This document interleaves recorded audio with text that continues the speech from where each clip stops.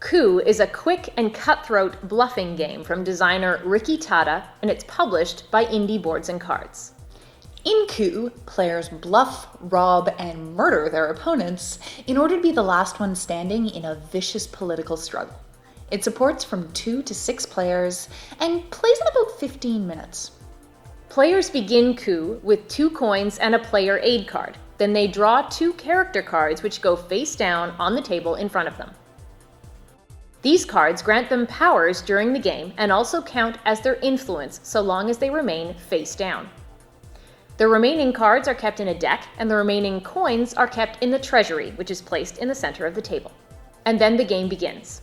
On their turn, a player can take any one of the following actions: income, foreign aid, coup, or a character action. Income lets you draw 1 coin from the treasury, and foreign aid lets you take 2 coins. With a coup, you pay 7 coins and attack one of the other players. Your target has to turn one of their cards face up, losing its influence. Now, a coup cannot be blocked in any way, and a player with 10 coins or more must take this action. Each character has a unique action.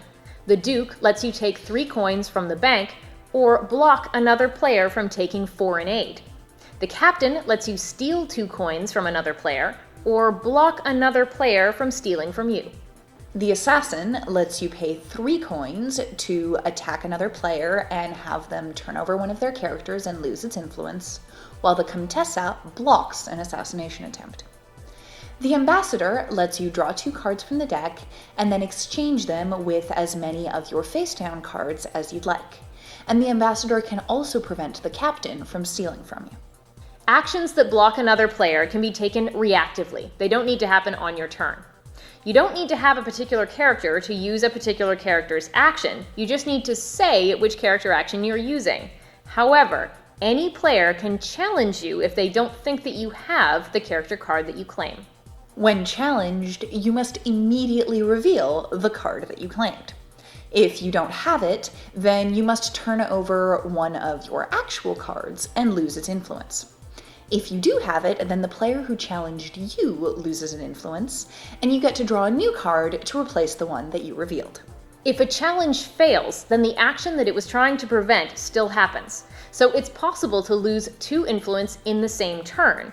If you challenge someone who's using an assassin action against you, and they actually do have that assassin card.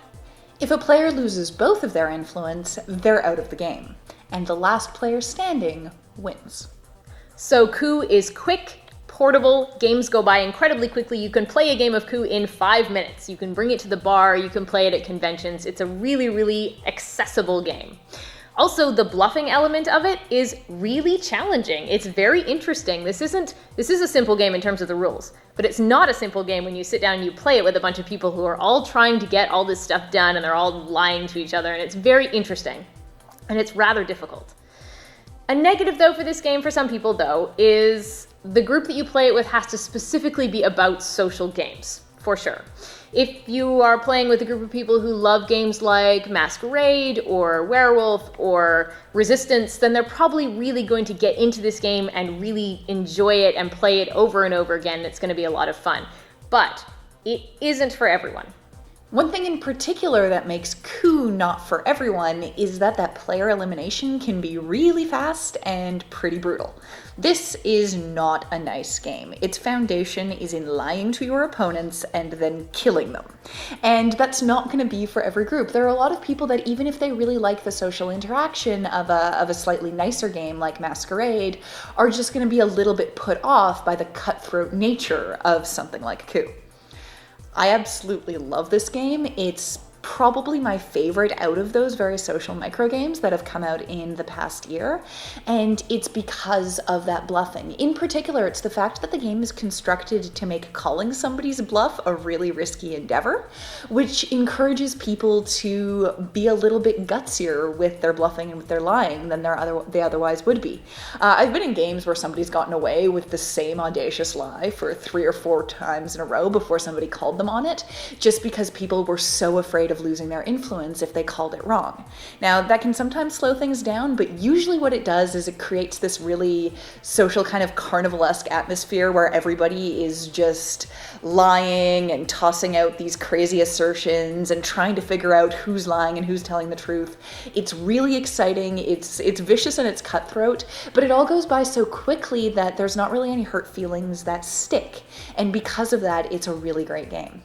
I also really like the art. Coup is interesting in that there are a lot of different versions of this game. It was originally released in Europe. There's a really nice kind of pencil sketch edition there. There are beautiful editions in Russia, in Poland, in France, and the North American version that's done by Indie Boards and Cards has really great art as well. I love how the characters really have character to them. And the fact that Indie Boards and Cards has chosen to set this in the same universe as their Resistance games means that it's got a real sense of place and a real sense of kind of backstory and history to a game that doesn't really provide any of that up front. And that's a really nice treat to get with a game like this.